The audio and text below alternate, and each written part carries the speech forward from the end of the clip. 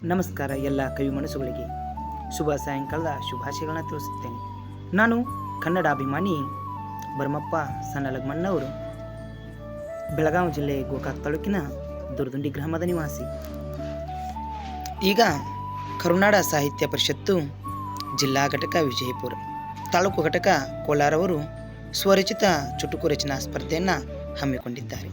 ದಿನಾಂಕ 22/2/2026. ಅದರಲ್ಲಿ ನನ್ನ ಚುಟುಕುಗಳು ಎರಡಿವೆ.